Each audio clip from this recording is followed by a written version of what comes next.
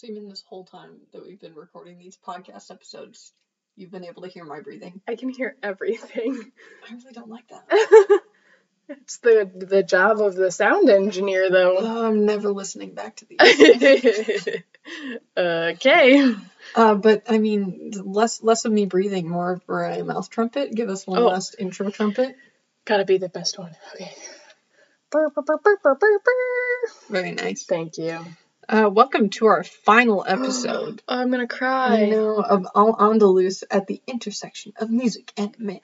Da, da, da, da. I'm still your host, Lauren Buss, joined by my bestest friend in the whole wide world, Mariah Jensen. I'm gonna cry. My goal is to make you cry today. Cry because you learned so much.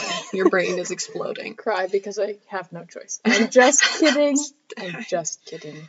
I want to be here. Okay, so, you're just going to sit along for the ride, whether you like it or not. Today we're going to take a step back, just kind of reflect on what we've learned, because there was a lot of info, especially from the last episode. And just good stuff, though. Ask ourselves the question, so what? Which is, like our class. Right, like our music history class, we've been asking ourselves all semester, like, why does any of this even matter? Why?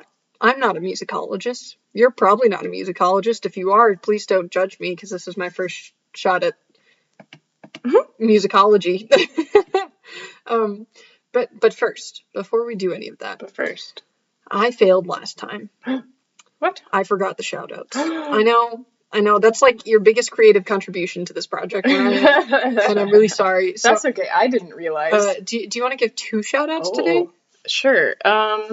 Shout out to the Gag Squirrels. That both bring me joy and creep me out because they're a little too friendly. And then second shout out to Dr. Lahaski's amazing guac recipe. Thank you for bringing us snacks. Yep. Not only did we have a good time presenting some of our music history projects today, but we got to eat snacks. So good. Those are some good shout-outs. Thank you. The last one. So, a little recap from last time. We learned how the Arabic Mwasha and Zejel, 2 poetry and song types, influenced the troubadour poetry and song in southern France, which then was taken and ran with and influenced a lot of other practices in, especially like more popular secular, so outside of the church, styles of music in this time and even afterwards. We learned about active attempts of really important court figures to blend musical traditions of Muslim al-Andalus and the Christian kingdoms from the north.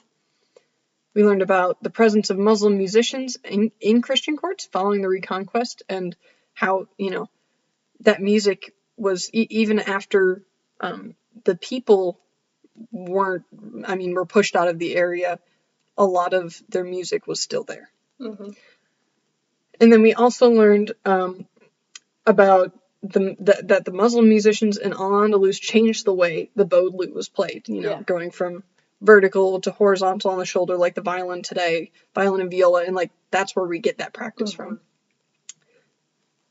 All this being said, how could you say that the Muslim al-Andalus didn't impact Western music history? With words, but it wouldn't have much merit. Right. Coming from the research I did at the very beginning of this project, like, there's such a divide, but with this evidence, I don't understand. Yeah. It seems pretty clear to me with what we found. Yeah. And I keep coming back to this idea of the bias in, upholding a false image of history, and that history is presented from a particular perspective, and more often than not, silences the stories of people's contributions if those people weren't the winners of history or the victors. So, like, although al-Andalus existed for a really long time, their people were eventually forced out. Yeah. And with the forcing out of those people, their stories and their history and their influence and this narrative was also pushed out. Yes. Of the history that we see. And so, even musicology, the study of music as as a concept, as a field, an academic field, which gives us all this research that's been done today, is a practice that came out of, the white Christian Western Europe. Yeah. The story would undoubtedly be different if it came from a Muslim source. Yes. So those are kind of the things that have been mulling around in my head about, well, how do I reconcile the difference between the evidence and the narratives, these myths that are bouncing around, that there was actually no influence of al-Andalus on Western music history. I'm curious to hear what you, Mariah, and I was also yelled at by our sound engineer for turning away from the microphone like this. Stop it. I'm trying really hard to face forward, so I'm going to not look at her, but I'm going to talk. So what are you taking away from this project, Mariah?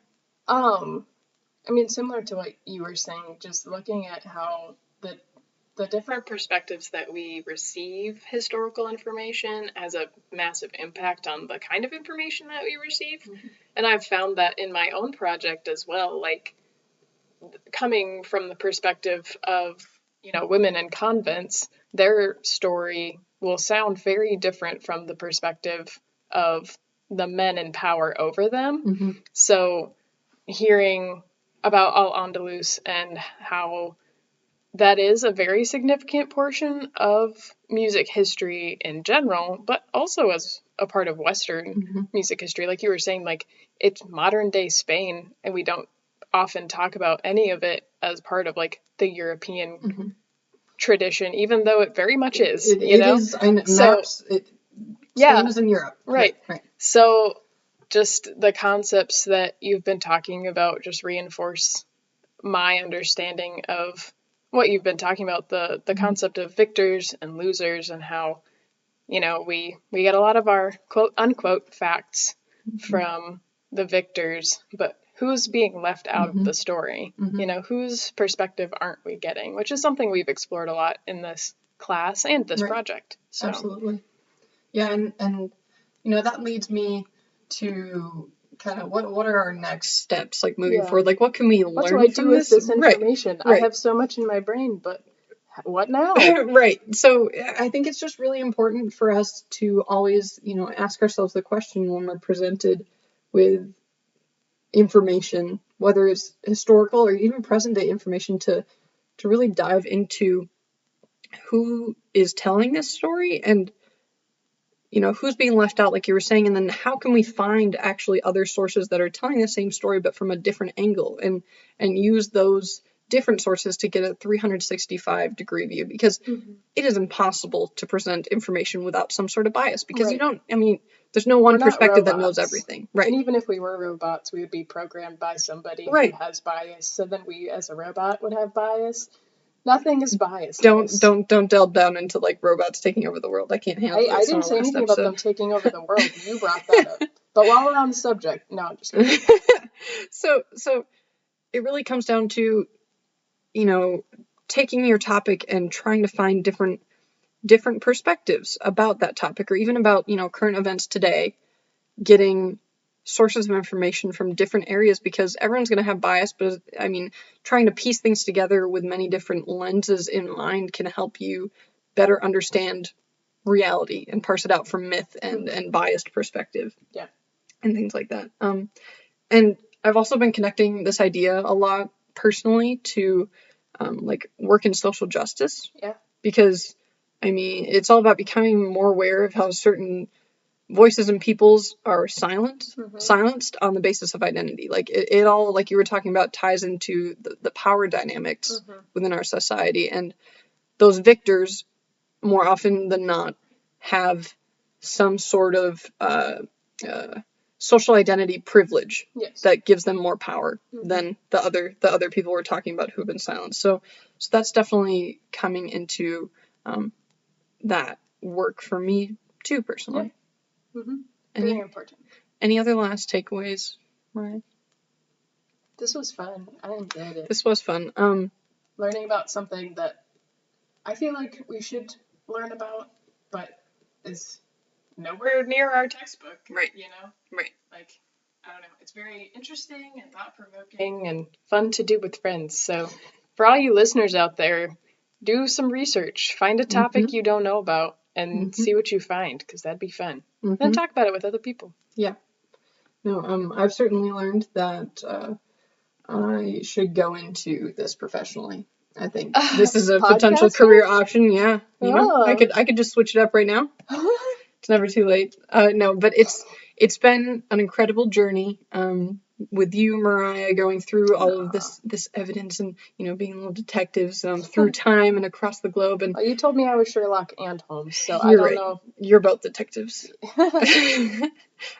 So thank you all for joining us. I hope you all got something out of this podcast, because I certainly learned a lot. Yeah. Oh, wait. Last one. Oh. I know you told me last time it was the last this one. This is your last. This is the last time. There you go.